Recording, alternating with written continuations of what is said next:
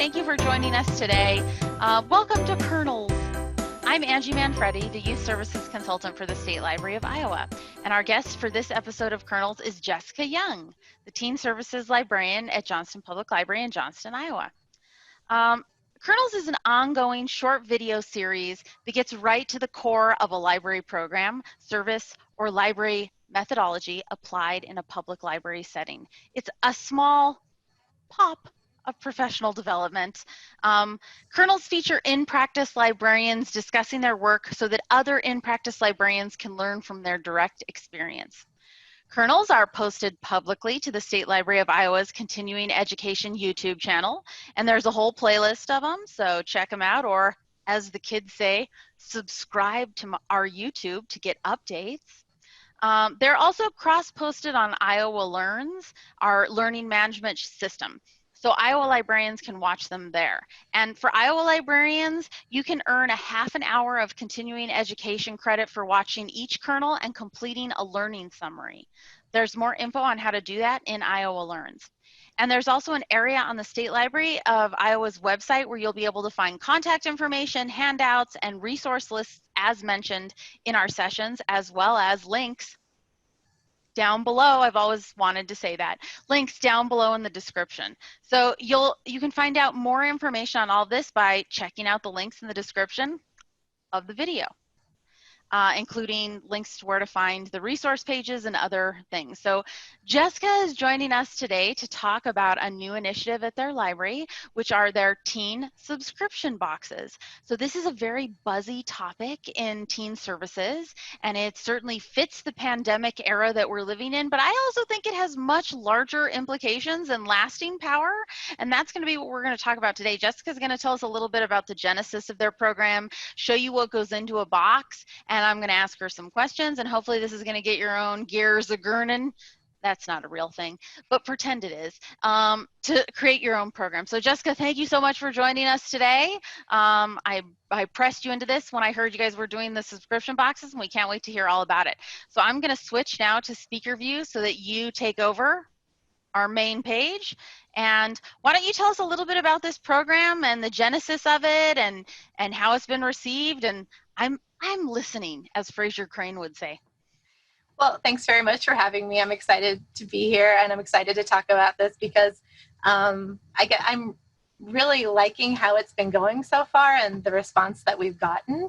It's actually something that I've been thinking about for a while because it's not new. Other libraries have been doing this for the last couple of years, but I've just never really had time to implement it.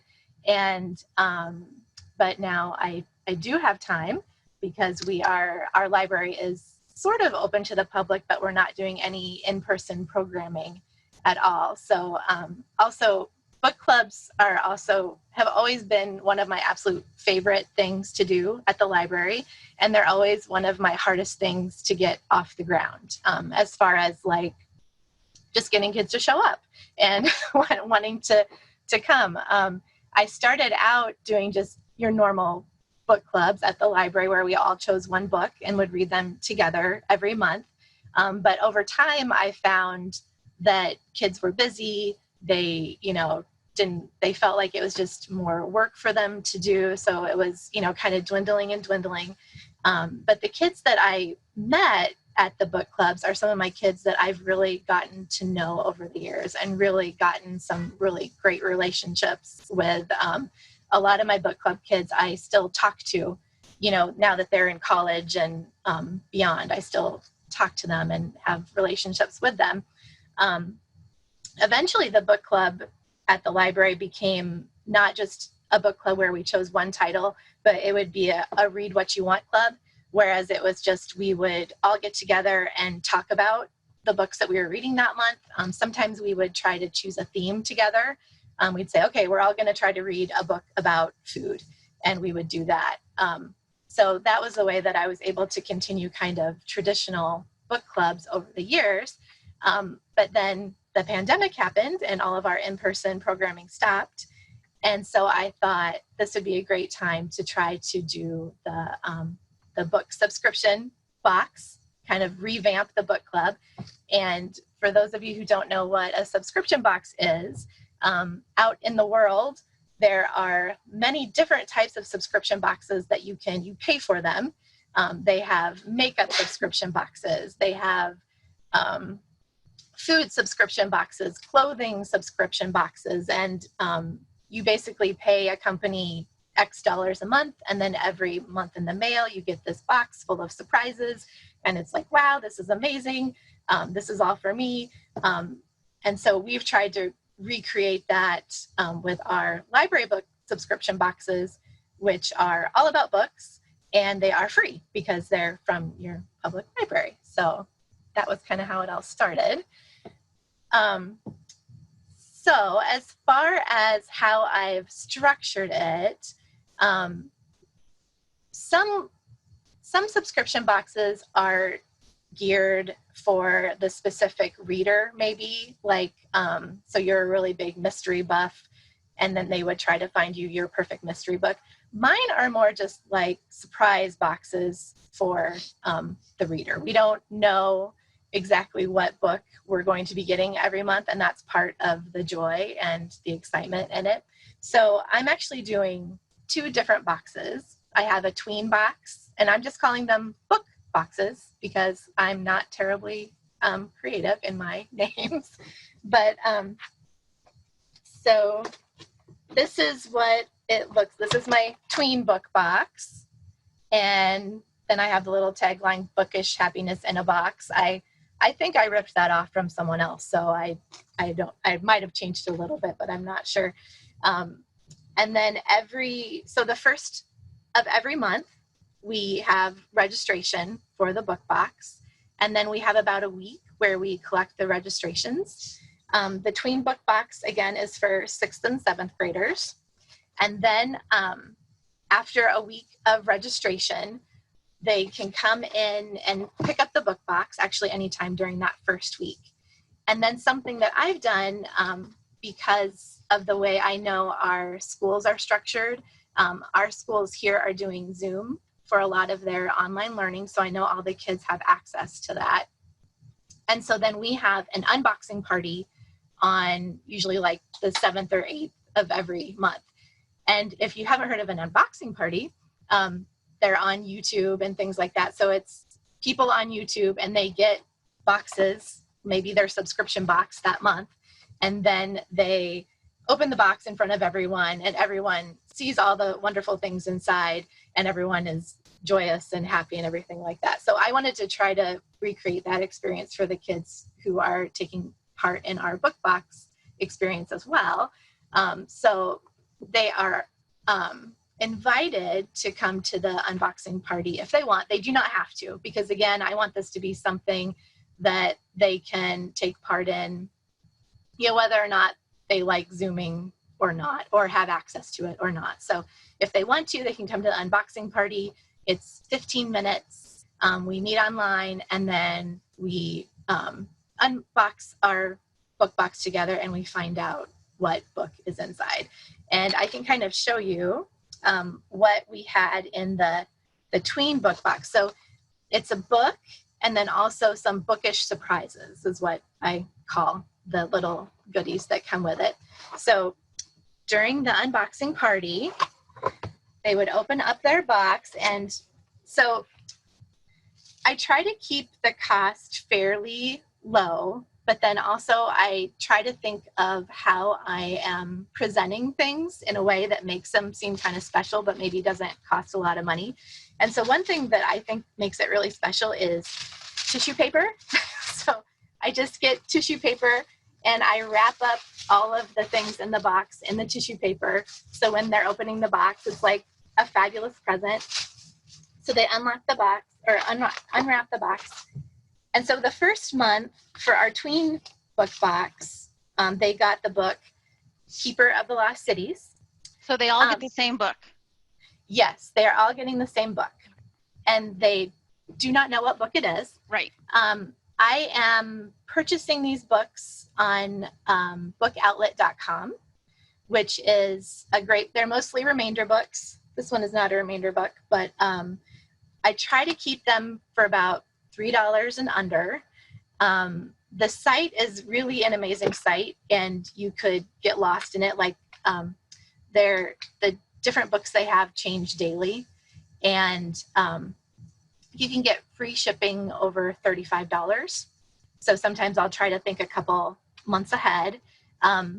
Something kind of exciting for me and freeing, in the past, I've always felt the need to read the books before the book club. But this time, because I'm really kind of wanting them to just be adventurous readers, you know, like just try different things, different genres that they're not always, you know, expecting, genres that they're not always used to reading. So a lot of these books I have not read either, but I go online and I read the reviews and I look and that way. So then I'm experiencing the books for the first time as well. But yeah, so for the first month, for the Tween book box, this is for 6th and 7th graders, they got Keeper of the Lost Cities. And this is kind of like, it wants to be Harry Potter, but it's not quite as good as Harry Potter, but it was still pretty good. So they got that. And then they also got a coloring sheet with the characters from, oh, here it is. So I for this book, the author has a really awesome website. And so they had a coloring sheet with some of the characters from the book. So they got the coloring sheet, and then they got some colored pencils, which I got these on Amazon under $1. And then I made a bookmark. I made this on Canva, and it's a double-sided bookmark. We just made it and then laminated it. And then this is the thing that like makes it, is some kind of treat. And so these are just cookies. They were like, I try to keep the treats really cheap. So like 50 cents a thing. Sorry, I have to take a drink here in a second. So that was their book, and then their bookish surprises. I do include this little welcome note too. So they pick up the box, and then they're not supposed to open it until we do the unboxing party. And the opening letter says, "Congratulations, you are now the proud owner of a JPL book box. Everything inside is yours to keep, even the book. There are a few important things to remember." And then I tell them about the unboxing party. And then I also explain, so my whole thing about this is I just want everyone to be having fun reading. So because it's a surprise book and it's a surprise genre and you're not sure if you're going to like it, I said, you know what, that's okay. Like if you start reading this book and you can't see yourself ever finishing it, that is completely fine. I totally understand that. But we do have at the end of the month another Zoom meeting that they're all invited to. And again, I know that some kids don't like Zoom, some kids don't have access to Zoom. So I ask them to either come to the Zoom meeting and talk about the book, and they can talk about why they didn't like the book and why they didn't finish the book too. But another option is I include a book review sheet in the book. And there's one for this is the Tween book review sheet. And I'll have this on my resources page if anybody wants to use that. But so then I just ask that they either come to the Zoom meeting and talk about the book, or fill out the paper book review, and they can just return that to the library, or they can even just email me their review. And so I don't want it to be just, hey, here's a free box of stuff, see you later. I want there to be some kind of connection. And are you gonna, if you don't get a feedback from them, like they don't return a slot or they don't show up to the Zoom, are you gonna make it so that they can't participate the next month? I have said that if you do not participate in the meeting and don't complete a book review, you may not be eligible to receive future book boxes. But then I also say, of course, exceptions can always be made due to extenuating circumstances. But just that gives you a way that you could say, man, you haven't done it in 3 months. I'm going to fill this slot with somebody else if that happens. Exactly. And that's what I'm still just trying to maintain connections with kids and connections with kids to other kids about literature.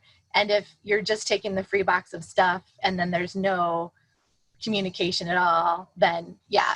And I ask the kids who turn in the paper reviews if it's okay for me to share their reviews on our social media sites.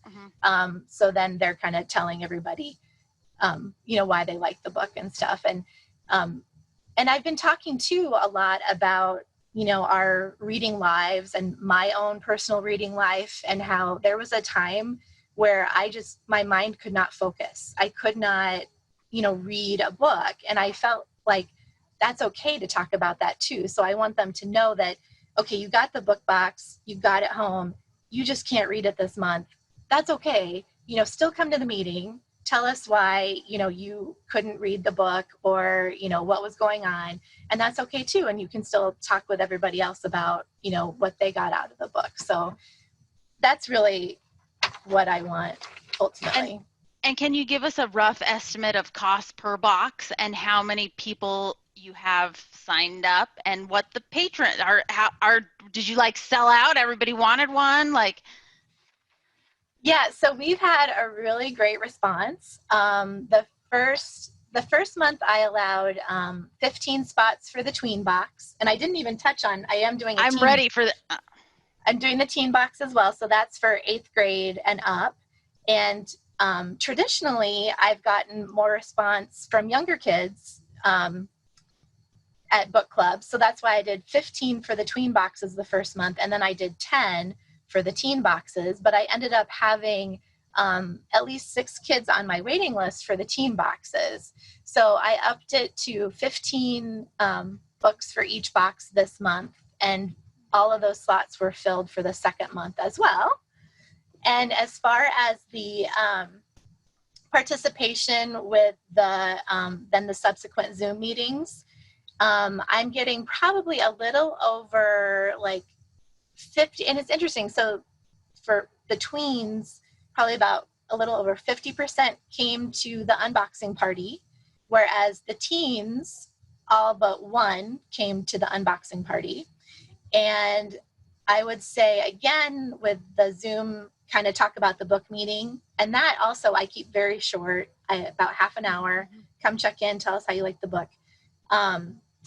That was, again, probably a little over 50% for the tweens, but then probably 80% came for the teen. So exciting. I know. So show us the Teen Box. Okay, I'll show you the Teen Box. Here it is. Okay, so the Teen Box is right over here. So the Teen Box it's lit. I know. I'm the only one who thinks that's cool, but I think it's cool. So the first month, we did Quarter Fives by Kate Elliott, which was good. And it a lot of great conversations, and that was very awesome.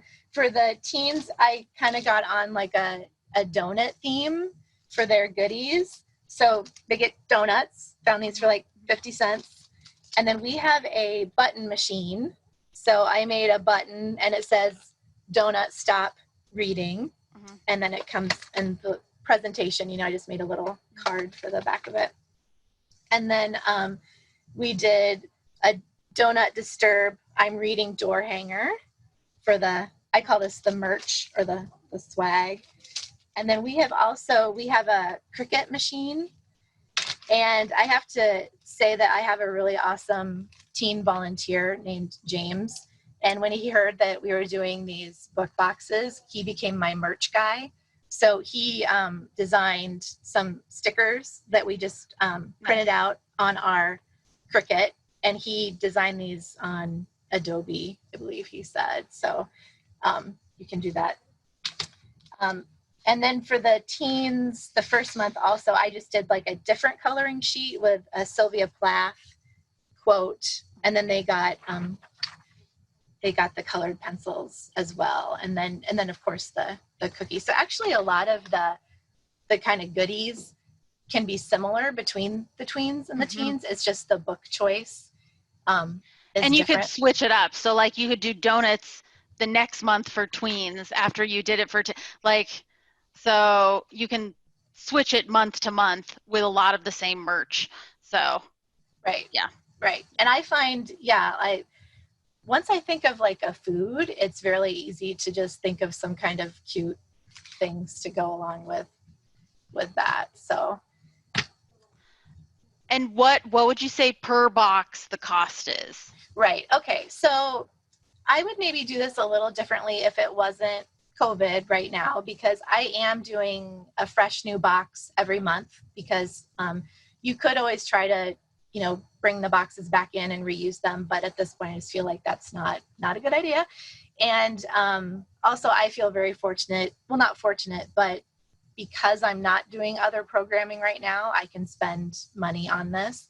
But so these boxes that I got, and they'll be listed on my my sheet. I got them from Amazon, and I think they were like 78 cents a box. And like I said, I try to keep the books $3 and under.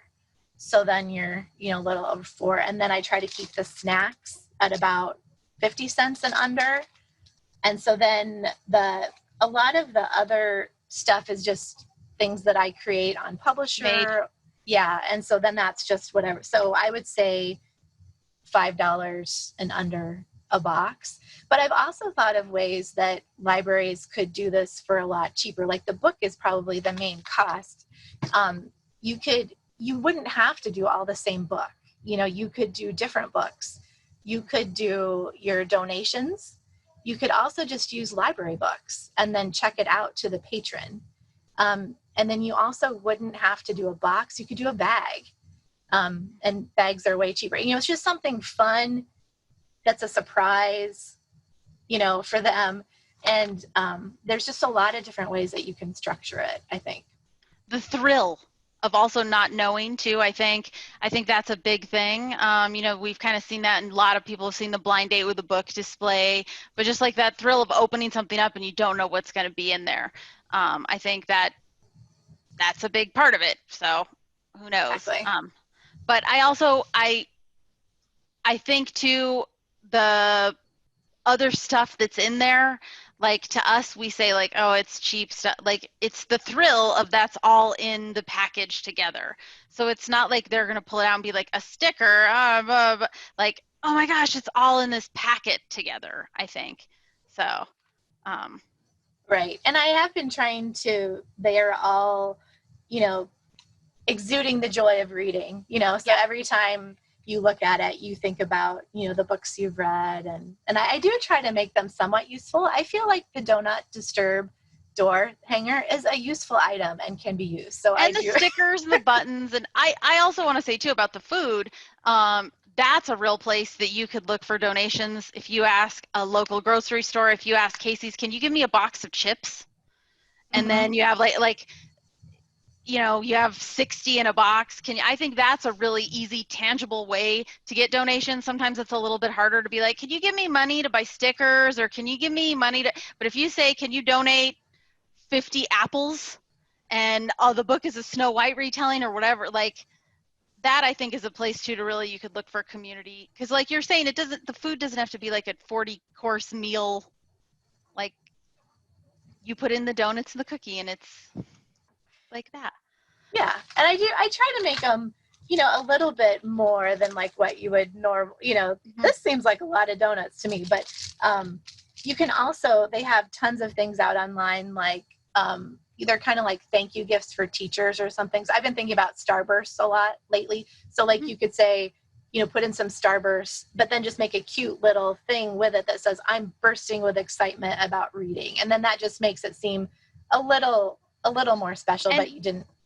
That could be the bookmark even. You laminate, I'm bursting about reading, they pull off the Starburst, and then they have the bookmark to keep. So you can even combine pieces of swag. If you're stressed about, like, I need to have 47 different swag items, you can kind of combine them that way into, like the donut pin. If you took the pin off, you can still use the pin back even as a bookmark. Right. So. Yeah, it doesn't have to be a lot. And it's more the surprise and that part of it. So tell me how many times you've done this? We are in our second month now. So I just did my second unboxing party. And I've just really had a really exciting response. So like I said, the kids who come then, and we are very fortunate that we get to meet over Zoom, but I think that you would be really, the kids who have just turned in the paper book logs or the paper book reviews, I love reading what they say. And then I've made relationships, with their parents that way, because we're going back and forth over email about different things. But just the community that we're creating, talking about whether we like the books, and then it always gets into the other books that we're reading, right? It's never just the book that we were reading for that month. It always gets into other books. And so I just really love it. I love the excitement that it's created, and it's a way to stay connected during this unconnected time. And that's what I've really been looking for in what I've been doing. And it's something special for that age group. And I think they're often we've put so much effort and energy into making special things for we're doing preschool story time and it's totally online, and we're doing it's something for that age group that really makes them feel seen. And that's super important always, but especially in this time, it's a thing that's this is your special thing. This is your thing. The younger kids don't get to do it. The grownups don't get it. This is your thing. However, you could do one for adults if you were into it, if it's pop, but it makes them, I think that element of it too. And also, I would say what you were saying exactly right about it, we always end up talking. Another thing you could slide into the things is, if you liked Keeper of Lost Cities, here's 5 other series to read. If you liked Court of Five, here's 5. You could slip in more recommendations in each one. I forgot to say, we are actually in the works. My fabulous volunteer too, he has started making these brochures, which do just exactly that. So it's just more book recommendations, and then also on the back he's promoting our upcoming events for the library and putting that in there as well. So since you already have them there, and then that even feels like something special. That's you're invited to next month. Oh my gosh, I can't wait. I'm invited. Because it really builds community through that. So exactly. Yep. Love it. Are there other things you want to tell us about it? What is your number one lesson that you feel like you've learned in the time that you've done it so far? What do you wish you'd known before you started doing it? Okay, actually, my number one lesson is going to sound kind of silly, but it's people like free stuff in a box. It's it's really kind of magical. I mean, it's not, when you look at the program, it's not rocket science at all, right? But it's just kind of packaging something in a new way. I mean, like I said before, that getting a traditional book club for me off the ground in the past was such a struggle, but it was worth it and I loved it, but it was, it was not one of my, it wasn't my video game tournament. It wasn't my other things, but yet, like I said, I feel like it created some of the most powerful relationships between kids and their library. But so sometimes you just kind of have to, we're thinking inside the box, right? We're putting things in.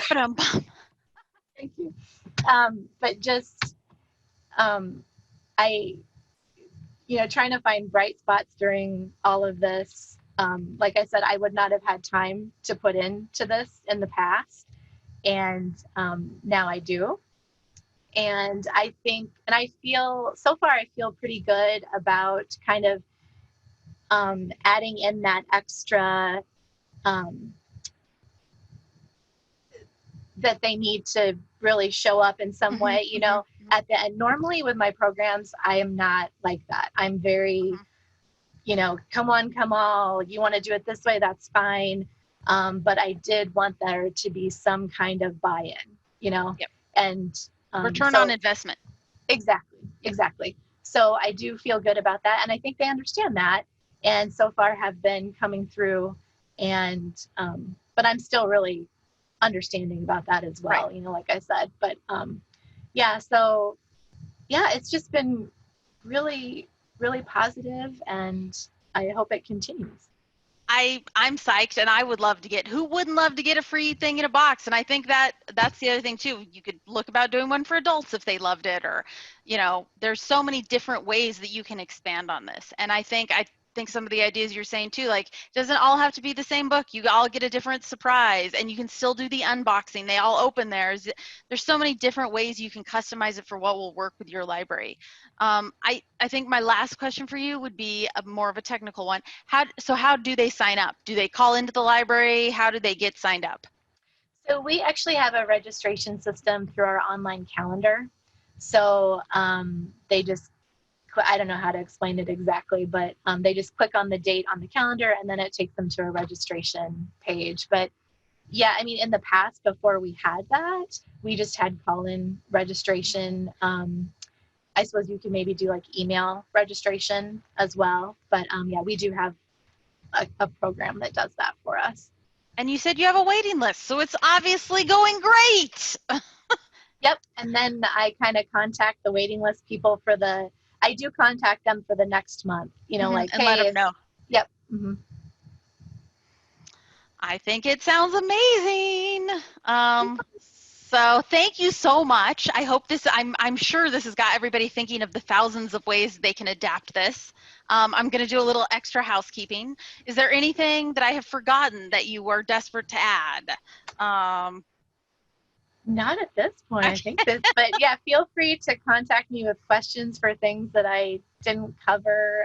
But yeah, I think it's just a good jumping off point, and libraries can do what is a best fit for their library. So I concur. There's so many different ways to make it work, and also just the idea to just try it, right? Because who can, So thank you to all of you for watching, and thank you to Jessica for taking her time and effort to be part of Kernels this episode. If you're watching this on YouTube, please feel free to check out the links in the description for more info. So the links in the description will have a link to the resources we talked about today, as well as more information on the State Library's website. If you've got a little bit of time, watch another Kernel.